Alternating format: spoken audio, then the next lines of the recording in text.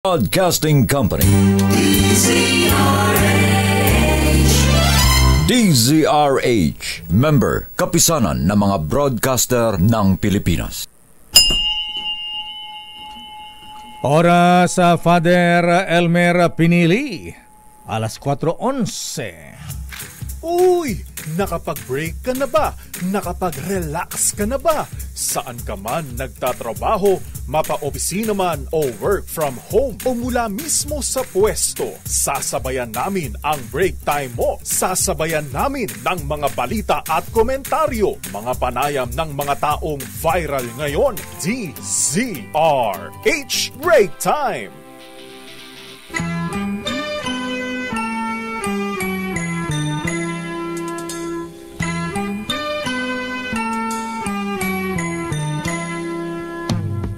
See the curtains hanging in the window in the evening on a Friday night. Little light is shining through the window, lets me know everything's alright. Summer breeze makes me feel fine. Ang init pa rin mga kuyang mga ateng. Grabe. Sakit sa mata lakay. Oo, parang pugon. Ingat-ingat po, ayan yung mga adik sa golf, ha? Ingat po sa heat stroke, ha? Huwag magtipid. Kumuha na umbrella girls, ha? Ilan? Isa lang. Isa lang. Magandang hapon at narito ang headlines na ating mga balita. RH Break Time! Ako po si Deo Macalma. Ako naman, Thea Petro Corpuz. At sa headlines na ating mga balita ngayong araw ng Lunes, 7 ng buwan ng Abril. Gasolina may katiting na 10 centavos bawat presyo bukas. Sa presyo ng diesel, mga kuya, walang paggalaw. Laki, 10 centavos. Pilipinas at Estados Unidos nagsani puwersa sa aerial exercise. Umarangkada na ang Cope Thunder 2025. Pagbili naman ng Pilipinas ng 20 fighter jets mula sa Amerika, umani ng suporta mula sa Kamara de Representantes. 17 Pinoy na nagprotesta sa Qatar absuelto na sa kaso. Pangulong BBM nakipagpulong sa Qatar ambassador. Mga vloggers at influencers kakasuhan ng contempt at ikukulong kapag sila ay no-show pa rin sa House Tricom hearing. PNP Chief Marbil at DOJ Secretary Remulla at 6 na opisyal may go signal na Malacanang na humarap sa Senate hearing. Pangulong Bongbong Marcos pinangunahan kanina ang pagsira sa 3 bilyong piso halaga ng vape products. Matinding operasyon kontra smuggled vape products. Ipinag-utos ng Pangulo.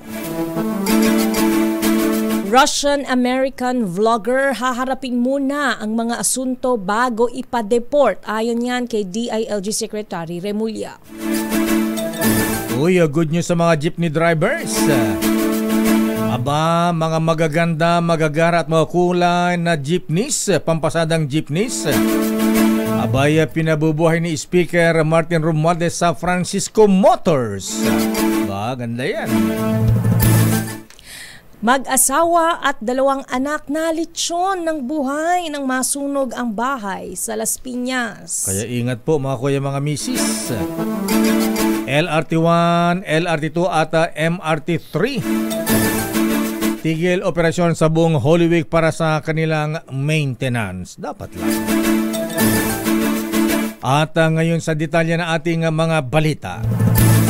Wow, ba't napaka-colorful mo yun, Miss Thea, ha? Para Oo, lakay. Para ma-feel naman natin ang summer. Para kang namumukadkad na gumamela. Makulay yung buhay, lakay. Buti ka pa. At ngayon sa detalye na ating mga balita, ayan na ewan ko lang kung good news, mga kuya, ito, ha?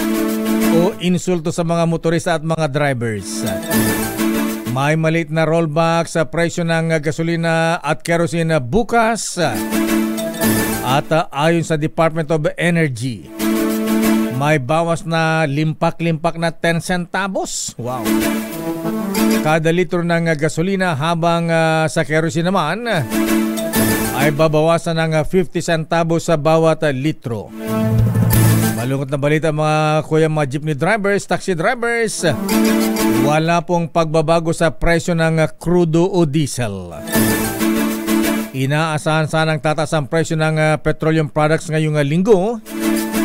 Ngunit dahil sa mga bagong anunsyo ng taripa mula sa Amerika, mula kay US President Donald Trump, plano ay ng OPEC o Oil Producing Exporting Countries at ang pagtaas ng halaga ng piso ay bumaba ang presyo ng langis. Samantala, opisyal nang binuksan ng Philippine Air Force at United States Pacific Air Force ang Joint Exercise Scope Thunder sa Clark Air Base, Mabalacat, Pampanga, kung saan sasabak sa aerial drills ang halos 1,000 puwersa ng mga sundalong Pilipino at Amerikano ilang linggo bago ang mas malaking balikatan exercises ngayong taon.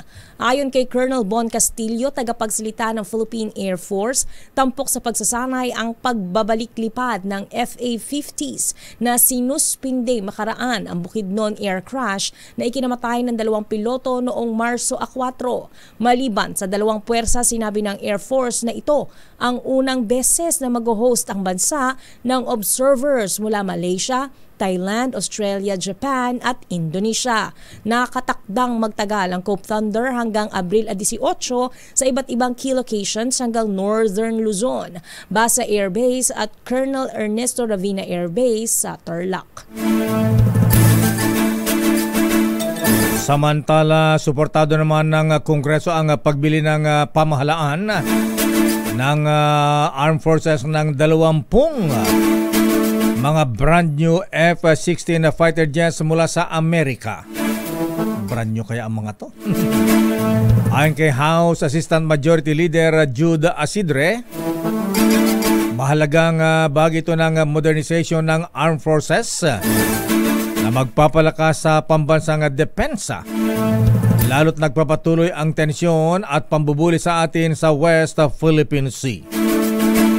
Matatandang inaprubahan na ng US State Department ang pagbebenta ng 20 fighter jets sa Pilipinas na tinatayang magkakahalaga ng $5.8 billion. Ito'y tugma sa layunin ng Pilipinas na modernization ng Air Force, kasabay ng pagpapalakas ng koordinasyon nito sa mga kaalyadong bansa. Sa iba pang balita, tuluyan ng ibinasura ng gobyerno ng Qatar ang kaso laban sa 17 Pilipinong inaresto matapos magsagawa ng ilegal na kilos protesta noong kaarawan ni dating Pangulong Rodrigo Duterte. Sa press briefing, inanunsyo ni Presidential Communications Office Undersecretary Claire Castro na ang pag-absuelto sa kaso ay kasunod ng pakikipagpulong ni Pangulong Ferdinand Marcos Jr. kay Qatar Ambassador Ahmed Saad Al-Humidi. Narito ang pahayag ni Castro.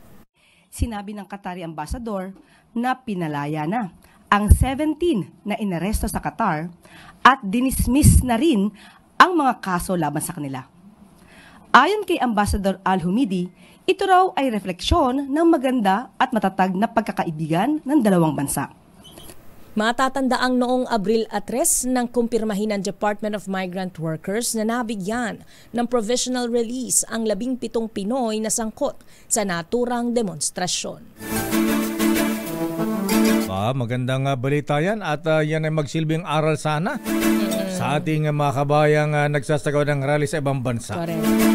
Pinayagan na ng Malacanang ang ilang miyembro ng gabinete at ilang pang opisyal na dumalo sa susunod na hearing ng Senado kaugnay sa pag-aresto kay dating Pangulong Digong Duterte. Kinumpirma ni Press Yusek Claire Castro na nagbigay na ng listahan ang Office of the Executive Secretary na mga opisyal ng pamahalaan na maaring dumalo sa hearing ng Senate Committee on Foreign Relations na pinamumunuan ni Senator Amy Marcos. Kabilang dito sina Justice Secretary Boying Remulla, Prosecutor General Anthony Fadulion, State Counsel Arvin Chan at Foreign Affairs Secretary Enrique Manalo. Kasama rin dito sina PNP Chief General Romel Marbil, PNP CIDG Chief Major General Nicolas Torre III, Philippine Center for Transnational Crimes Executive Director Anthony Alcantara at Special Envoy Marcos Lacanilao. Ayon kay Yusek Castro, ang desisyon nito ay ng tanggapan Executive Secretary ay bilang paggalang sa hiling ni Senate President Chis Escudero. Kung si Aimee hindi sana.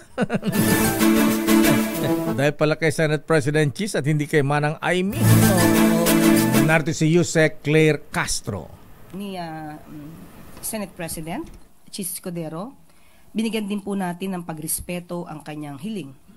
Kaya provided of course, ito hindi naman din tatalakay sa executive privilege na mga issues. Samantala, tiniyak ng pambansang pulisya na handa pa rin itong bigyan ng seguridad ang pangalawang Pangulo sa kabila ng pag-reorganize ng militar sa Vice Presidential Security and Protection Group. Ayon kay PNP spokesperson Police Brigadier General Jean Fajardo, hindi binawi ng pulisya ang 25 nitong tauhang nakatalaga sa grupong nagbabantay sa kaligtasan ng Vice Presidente. Kasunod ito ng pag-aproba ng Department of National Defense sa pag-reorganize ng VP-SPG bilang AFP Security and Protection Group mula nitong Pebrero. Iginiit pa ng AFP na hindi binuwag ang VP-SPG at sa halip ay inadjust lamang umano para ma-unify o mapag-isa ang security and protection operations. Sa panayam ng DZRH, sinabi ni Fajardo na nagre-report pa rin sa Campo Aguinaldo ang kanilang mga tauhan pero inamin niyang underutilized pa rin ang mga ito. Narito ang bahagi ng pahayag ni Fajardo. If they need nga po na magdagdag at mag-request po ng additional personnel po sa PSPG, ay gagawin naman po natin yan at may ready po na personnel ang PSPG. Samantala, kakasuhan naman ng contempt at posibleng ikulong ang vloggers at mga influencers na ipinatawag kapag hindi sumipot sa hearing ng Tri-Committee. Nauna si broadcaster Jay Sonsa sa lista ng mga vlogger na ipinatawag ng komite para humarap muli sa pagdinig bukas tungkol sa isyu ng disinformation. Pinababalik din ng Tricom sina Criseta Chu, Mark Lopez at MJ Reyes na naunang umamin na peke o wala daw basihan ang mga post nila sa kanilang social media platforms. Layunin ng pagdinig na panagutin ang content creators at vloggers na nagpapakalat ng disinformation at kung alamin kung sila ba ay bahagi ng organized campaign. Hiningan din ng Kongreso ang Meta o Facebook at Google at maging ang TikTok ng update kaugnay ng mahakbang para mapigilan ang paggamit ng kanilang platforms para sa mga disinformation campaign. Samantala, mananatili sa Pilipinas ang Russian-American vlogger na si Vitaly. Ito ang inihayag ni Interior and Local Government Secretary John Vic Remulla kasunod ng isinasagawang proseso para sa deportation ni Vitaly na itinuturing na undesirable alien. Ayon sa kalihim, reresolbahin na muna ng PNP at Bureau of Immigration ang lahat ng kasong isinampa laban sa dayuhan. Giit ni Remulla, panahon na para matuldukan ang pambabastos at pamamahiya ng mga vlogger sa pamamagitan ng kanilang content. Matatanda ang April 2 nang arestuhin ng PNP CIDG si Vitaly dahil sa serye ng mga pangaharas nito sa Bonifacio Global City sa lungsod ng Taguig. Narito ang bahagi ng pahayag ni Remulla. Ngayon, mag-uusap pa ang Bureau of Immigration at CIDG ukol sa proseso nito. Pero sa aking paningin, at ito ay akin lamang, hindi ito ay batas yung sabi ko, ay ito muna siya mananatili sa Bureau of Immigration Detention Facility sa Muntinlupa habang siya ay nag-iintay ng paglibis na ganito. Hindi po namin siya i-deport. mananagot siya sa batas dito sa Pilipinas. Lakay. Iharap. Ayan, buti hinaharap na sa media yung mga ganyan. Lakay. Sana hindi yan mag-Air Force One ha. O kaya Pegasus. Diba? Oo nga, ha? Ang tao pala yan, ayan. Sa bagay, nasa Campo Crame, wala yata sa immigration Ayan. Babalikan natin na lang pang detalye na ating mga balita. Pangulong Bongbong Marcos pinanguna ng pagsira sa 3 bilyong pisong halaga ng vape products na nahuling inismuggle. Samantala, mag-asawa at 2 anak na matay sa isang sunog sa Las Piñas kaninang madaling araw. At good news sa mga jeepney drivers.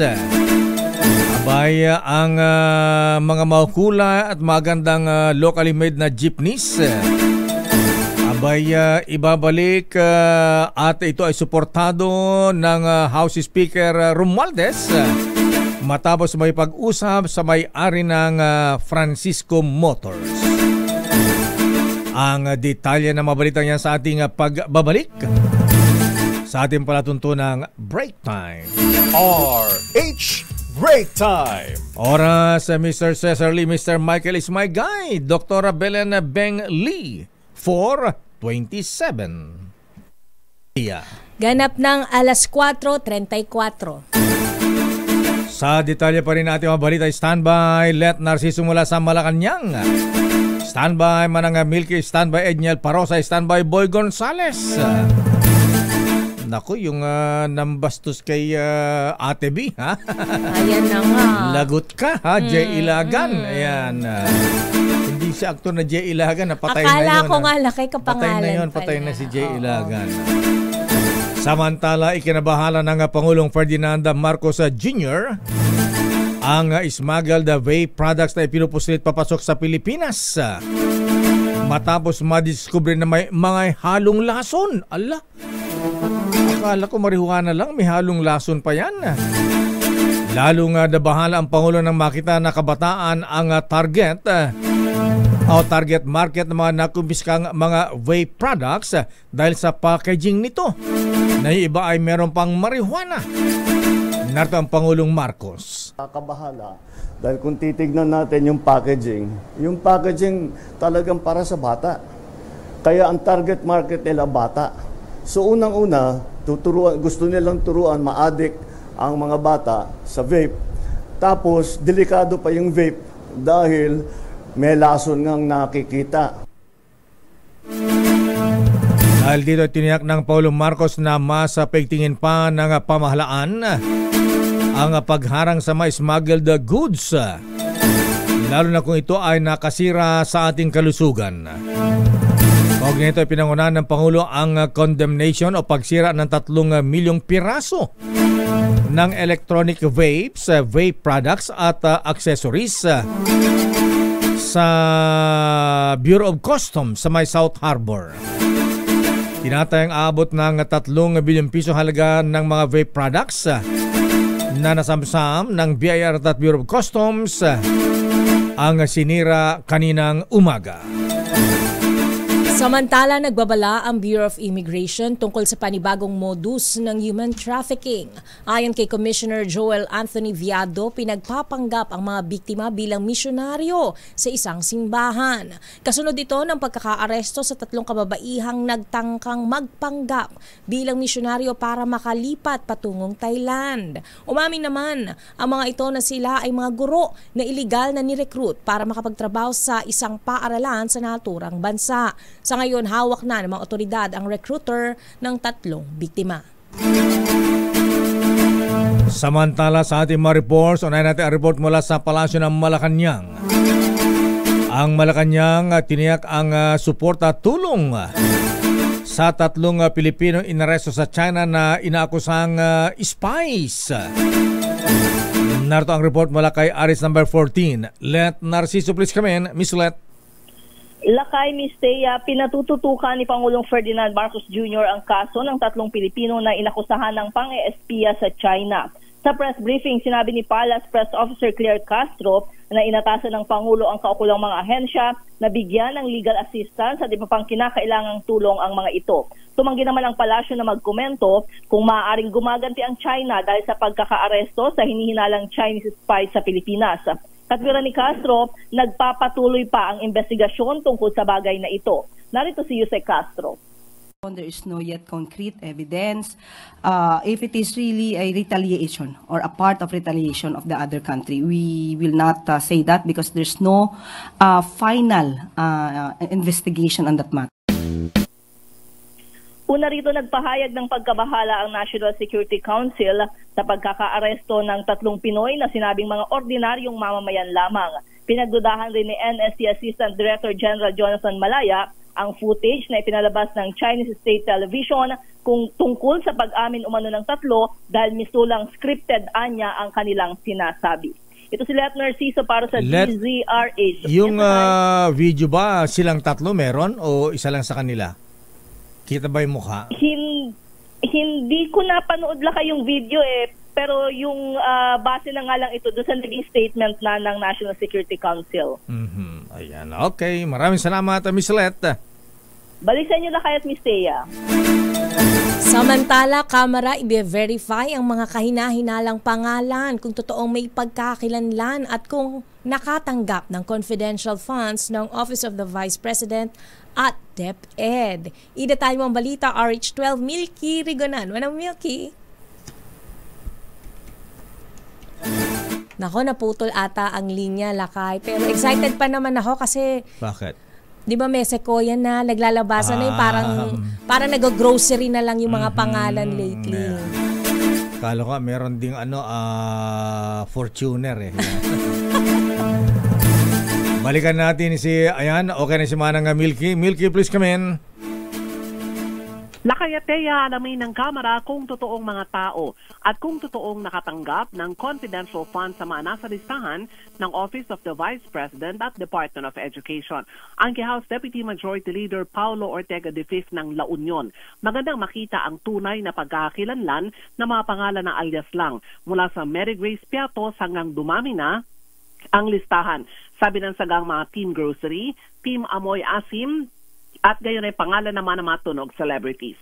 Sabi ni Ortega, wala sanang impeachment ngayon kung noon pa lang ay nagpaliwanag na si Vice President Sara Duterte sa mga hearing na House Committee on Good Government and Public Accountability. Naniniwala rin si Ortega na tila meron ng mastery o sarang na ang opisina ni VP Sara sa proseso ng questionabling confidential funds kabilang paggamit ng code names o mga alias. Narito si House Deputy Majority Leader Paulo Ortega V. Tingin ko sanay na sila. Alam nila kung paano patakbuhin yung ganitong sistema. More specifically yung sa confidential funds. Sinadya man o hindi, alam nila yung gagawin nila. Yun lang ang aking opinion tungkol dito. May mastery na siguro. Matatandaan nasa 600 names ang sinasabing recipients ng confidential fund ng OVP habang nasa mahigit 200 names naman ang mula sa DepEd ng kalihimpas ang Vice Presidente. Kinumpirma ng Philippine Statistics Authority na lahat ng naturang mga pangalan ay walang birth, marriage o death records.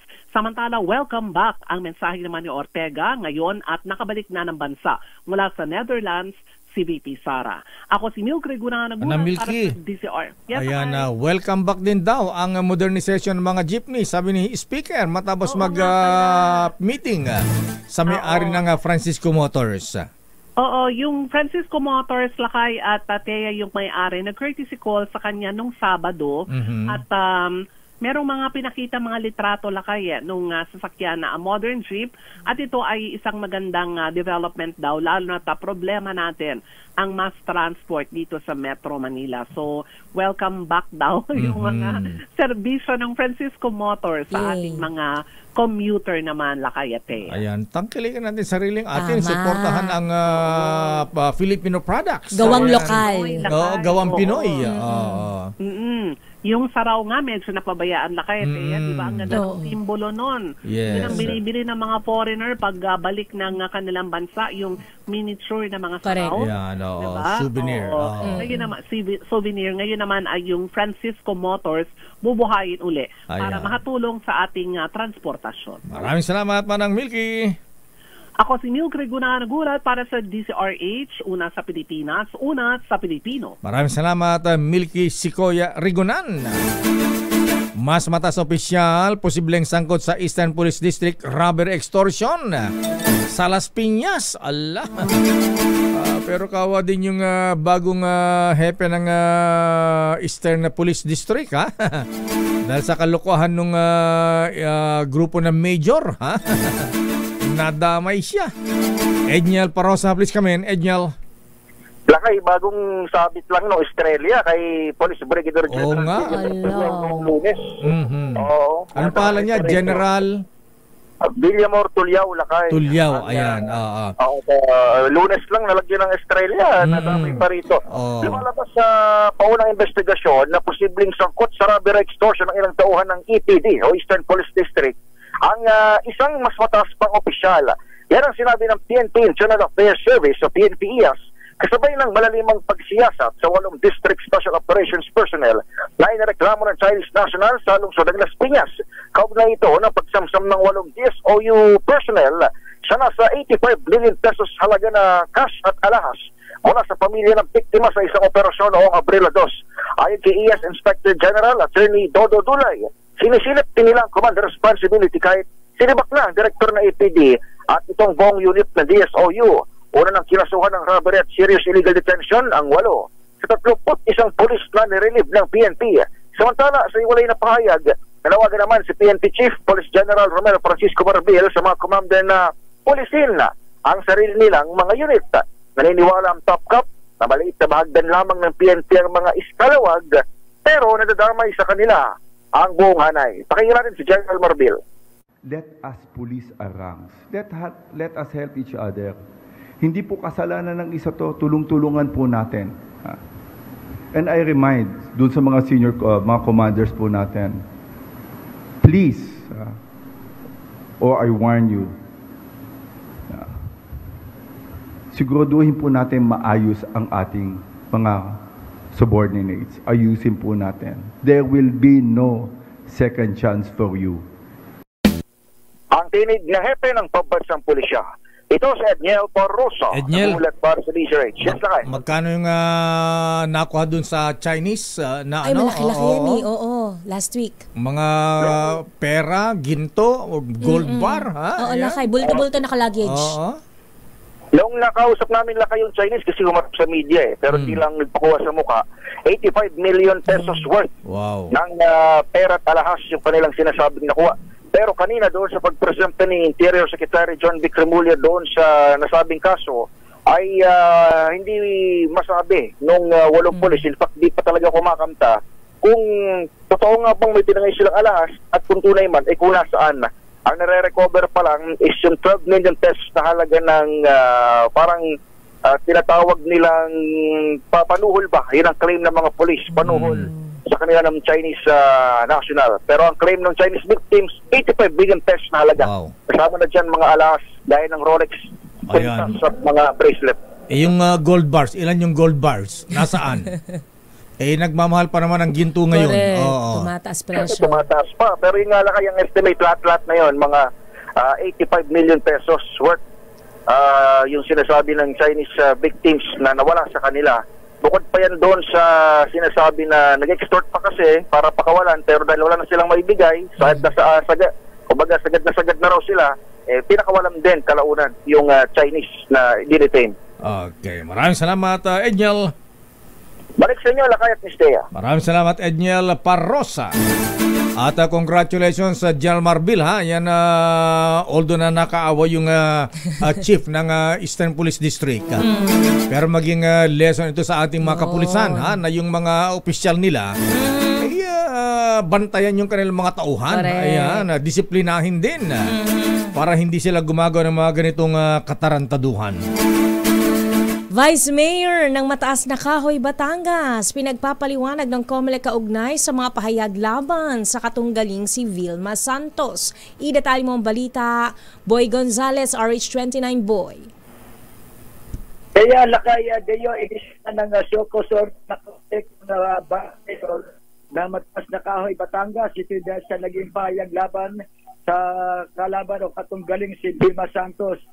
3 araw lamang ang ibinigay ng COMELEC para magpaliwanag si Mataas na Kahoy Vice Mayor Jay Ilagan na tumatakbong gobernador ng Batangas kung bakit hindi siya dapat patawan ng parusa ng COMELEC. Kasi dito ng kanyang naging payag sa isang campaign rally noong March 29 na sinabi ni Ilagan na hindi siya natatakot na makalaban si Vilma Santos dahil ito ay laos na.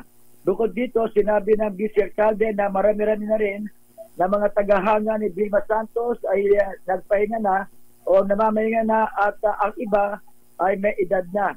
Ayon sa COMELEC, ang nabanggit na pahayag na nabanggit na kandidato ay may tutuloy na paglabag sa COMELEC Resolution Number 11116 o Anti-Discrimination and Fair Campaigning. Kung hindi makapagpaliwanag, sabi ng COMELEC, posible itong masampahan ng election offense at humantong sa disqualification. Ito si Boy Gonzales para sa Disyare, una sa Pilipinas, una sa Pilipino. Maraming salamat, Boy Gonzales. Ang ganda-ganda ni Ate B. Sabihing hindi naman nanalo dahil laos na, may edad na. Ang bira itong Jay Ilagan na ito, ha? Why naman like that? Kapangalan pa naman nung magaling na aktor na gwapo na si Jay Ilagan. Ayan. Babalikan natin lang pang mga balita. Standby Josa Cruzat. At maraming issue ngayon sa eleksyon, mahabigan, katulad yan sa Bulacan. Ha? Yung nangangampanya ba pero wala ng pangalan sa balota. Disqualified na. Ha? Ang ginagawa yan naninira ngayon. At yun din sa Nueva Ecija. Ayan.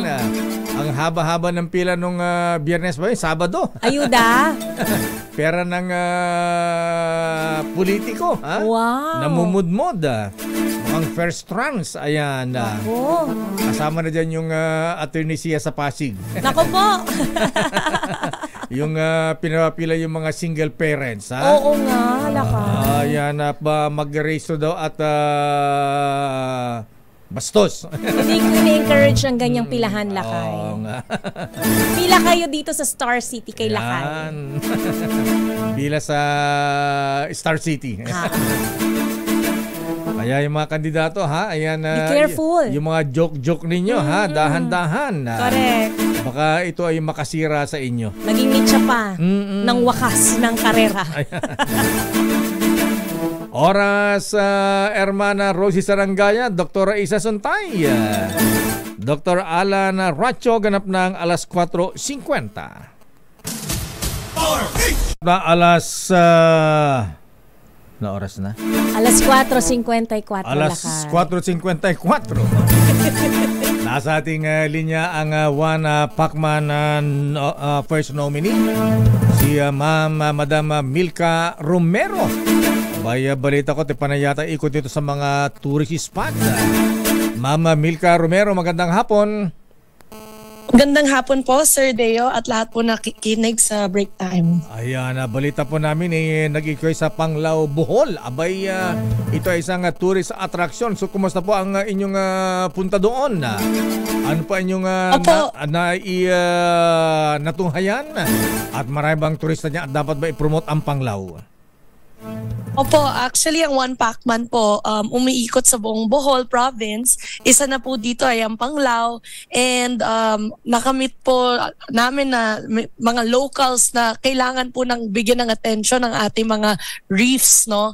Ako rin ay isang diver, and I want to promote, of course, our natural and our tourist attractions and take care of it. Very important po ang environmental protection sa One Pacman party list. Aba, diver pala kayo. Ayan. So Ma'am Milka, ayan, bukod sa mahilig sa diving, ayan, nag-eat kayo sa bowl. Kumusta po ang Chocolate Hills? Napapangalaan ba? Ayan, kulay tsokolate pa ba? Ayan. Amoy tsokolate ba ang bohol? Actually, dahil summer, medyo dry na nga rin po ang Chocolate Hills. So, talagang chocolate na rin. Pero, of course, with our conservation programs, makakapag very much well managed po ang ating Chocolate Hills, and ang buong Bohol po, napakagandang mga pwedeng potential and attraction for tourism. So ano po ang magawa ng Juana Pacman na party list para mapaunlad po ating tourism industry?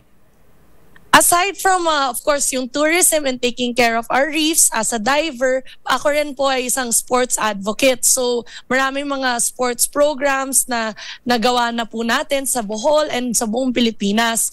Aside from programs, we want to give scholarships ho sa ating mga student athletes, and kulang pa rin talagang representasyon ng mga athletes and mga more for well-being and kalusugan ng ating mga Pilipino. Actually, tayo po ay majority of ang ating kabataan very malnourished na rin po. So ang One Pacman Party List, biggest advocacy po natin is children's nutrition and health. Ayan. At pagka malusog sila, ayan, pwede na sila mag-diving. Yun, correct. Diving and all sports po. Ayan. That's all connected rin. Okay. Maraming salamat, Ma'am Milka Romero ng One Pacman Party List. Thank you po. And number 22 po tayo sa balota, One Pacman Party List. Thank you. 22. One Pacman Party List, Milka Romero. Samantala, balikan natin ang ating mga balita para sa mga taga Bulacan. Binaril ng COMELEC ang pangampanya na isang congressional candidate sa ika-6 na distrito ng Bulacan dahil ito pala ay disqualified na. Mismong si COMELEC Chairman George Garcia ang nagsabi na disqualified na ang kandidatong si Jad Racal. At wala na ito ang pangalan sa balota kung kaya walang saysay para sa kanyang pangampanya papag-iikot para iboto. Ayon kay COMELEC Chairman Garcia na dahil sa desisyong ito ay hindi nakasama sa opisyal na balota ang pangalan ng disqualified candidate. Pakinggan natin ang paliwanag ni Chairman Garcia ng COMELEC. Siya po kasi ay amin pong dinisqualify at pagkatapos in division at saka end bank at wala naman po nakuhang restraining order. Kung kaya ang pangalan niya ay wala sa balota at therefore kung sakasakali po ay paano po maiboboto yung taong wala naman ang pangalan sa balota. Kung siya po yung nag-iikot pa rin, nasa sa kanya na po yan. Kung gusto niyang pasok, nasa sa kanya po yan. Kaya lang po, wala po yung pangalan sa balota. So pagka po wala ang pangalan niya sa balota, hindi po tayo kandidato. Baka doon magmilagro, baka bigla lumitaw yung pangalan at manalo pa. Baka sa susunod na election lakay, advance. Di naman kasi taga Bulacan, taga Negros yan. Doon kumandidato sa Negros. Para hindi madidisqualify. Ayan. Tapos gumago ng kwento ngayon. Ayan. Pinagbabalakan daw siyang patayin. Nino naman? Ng kanyang katunggali. Na? Yung kalaban. Sabi ni Kaador Preto, ano? Ako? Hindi makapatay ng langaw yan eh. Very makalma din, lakay. Ipinagutos na ng office. Chill lang kung Adora Preto. Ayan. Disqualified na pala eh. Ayan. Ala na sa balota. Ipinagutos na nga ng Office of the Ombudsman ng tuluyang pagpapatalsik naman sa pwesto kay suspended Porac, Pampanga Mayor Jaime Capil kaugnay ng iligal na Pogo Hub sa nabanggit na bayan. Ayon sa Ombudsman, pinayagan ni Capil ang operasyon ng Lucky South 99 kahit na nakatanggap siya ng ulat na iligal ito at inirekomenda na ang pagpapasara.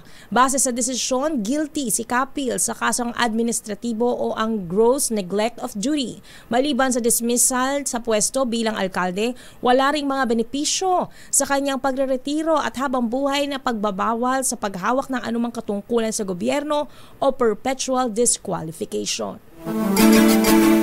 Samantala, pinagpapaliwanag ng COMELEC si Misamis Oriental Governor Peter Unabia kaugnay naman sa kanyang pabiro o biro sa kanyang proclamation rally kaugnay sa scholarship para sa mga nursing student na para lamang daw sa mga magagandang babae.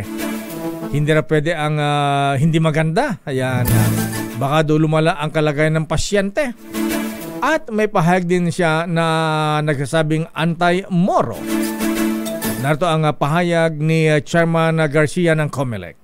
Nag-issue po tayo ng show cause order at matapos sumagot ay babalansin na alamin kung talaga bang dapat kasuhan siya ng kasong criminal, election offense, and at the same time, disqualification.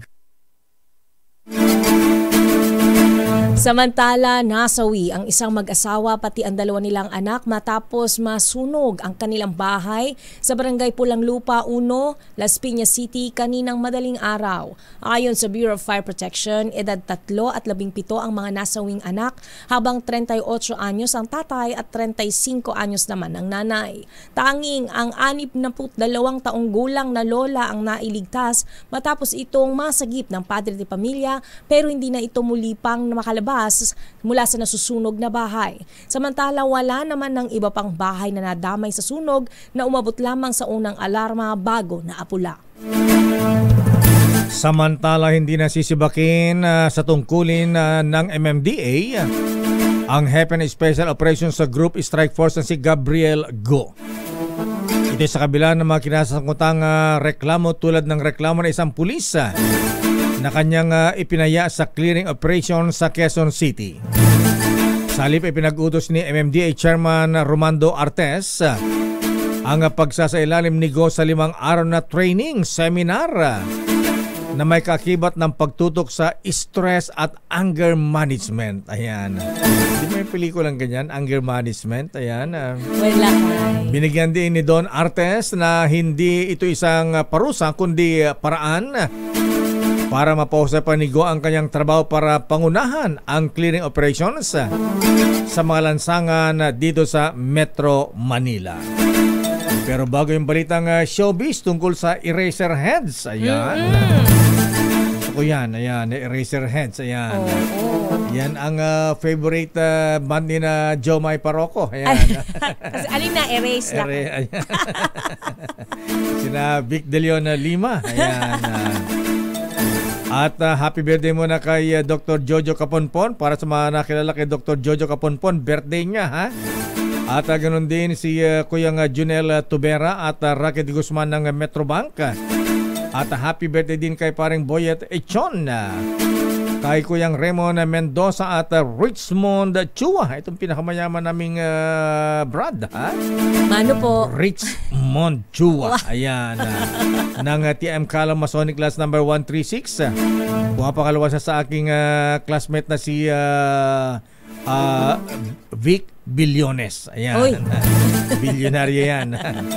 Happy birthday din kay Dan Antonio, ang presidente ng Agribank. Kay Carol Tan ng Sanchez Mira Cagayan. At kay Chief Prosecutor Sunny Ocampo ng Bulacan Prosecutor's Office. O binabati ka classmate ni Kong Adora Plato. Sa showbiz, Miss Thea. Ito nga't si Marcus Adoro ng Eraserheads hindi makakasama sa upcoming project ng banda matapos maharap sa alegasyon ng pang-aabuso. I-detalye mo ang balita, Josa ng Showbiz, Josa Cruzat. Josa? Lakay at Miss Thea, hindi makakasama sa upcoming project ng Eraserheads ang lead guitarist nito na si Marcus Adoro. Ito ay matapos lumutang ang panibagong alegasyon ng sexual na pang-aabuso laban sa kanya. Inanunsyo ito ni Eraserheads frontman Ellie Buendia sa kanyang social media account. Sa post ni Ellie, sinabi niya na kanilang kinikilala ang mga akusasyong lumalabas laban kay Marcus at mariin nila itong kinokondena. Gayon din ang anumang uri ng pang-aabuso. Dahil dito at para mabigyan ng pagkakataon si Marcus na i-address ang issue, ay nakapagdesisyon ang grupo na tanggalin muna si Marcus mula sa kanilang mga proyekto. Kabilang na ang nalalapit na concert ng banda sa May 31 sa Festival Grounds sa Parañaque City. Nabatid na ang mga akusasyon laban kay Marcus ay unang lumabas noong Marso sa isang social media platform kung saan isang netizen ang nag-akusa na siya umano ay ni-rape ni Marcus noon siya ay nasa high school pa lamang. Hanggang sa ngayon ay wala pang tugon si Marcos laban sa mga paratang sa kanya. Para sa Break Time Showbiz, ito si Josa Cruzat nag-uulat para sa DZRH, una sa Pilipinas, una sa Pilipino. Maraming salamat, Josa Cruzat. Ano yung sikat na kanta ng Eraserheads? Huling LB Balakay. Ayan, kantahin mo nga. Kamukha mo si Paraluman. Ako? Kamukha ko si Paraluman? Dapat ako yung kinakantaan mo niyan. Laki eh. Gusto yan ni Dr. Ruela Aguila, ha? Ayan, paborito niya ang Eraserhead saka ano pa? Parokya ni Edgar. Ayan. Pero sayang naman yung mga brand new na sasakyan na Mr. Michael is my guy. Ano, ha? Abay, yung nasunod dun sa Industrial Park dun sa Tanawan, Batangas. 200 brand new cars ang naabo sa sunog. Sayang. Sayang naman yan, ano, ha? Anong brand kaya ng mga kotse yung mga nasunog? BYD kaya yan? Ayan. Build your dreams. Oo, lakay. Anyway, maraming salamat, Mr. Michael is my guy. Aba, ang palitan ng dollar, Miss Teya. Magkano? Abay, nagsara sa 57 pesos and 43 centavos. Ba? Parang nakakangiti, nakakangiwi. Parang nakakangiwi yata eh. Di ba naging 56 na yata nung Friday? Ouch. Ayan, oo. Oh, sorry. 56.82. Ayan. Nung Friday lakay. Friday, ayan. Ngayon ay 57.43 57 na naman. Yung ginto mo, ha, itago mo dahil tumataas na ang presyo ng ginto ngayon. Ayan. At ayan ang kabuhan natin palatuntunan ng Break Time. Ako po si Deo Macalma. Ako naman po, Thea Petro Corpus. Mga balansyadong balita susunod na. Chairman of the Board, Henry Uri at Miss Kay. Miss Kay, huwag ka nang pupunta ng China, ha? Ayan, sigurado nakamonitor yung cellphone mo, ayan, yung email mo, ha? Baka mamaya kung may maano ka may ipadala dito na kung ano-ano dyan, ha? Mapagkamalang kang spy. Ayan. Bawal Facebook doon, di ba lakay? Ayan, oo. Tsaka, ano yun, ng China ay talagang namomonitor lahat. Kaya lahat. Ayan. Kita mo yung tatlong Pinoy doon. Ayan. Oras! Abangan si Henry Uri at Karen Oyong. Oras, Miss Teya. 8 minutos makalipas ang 5:00. Ang oras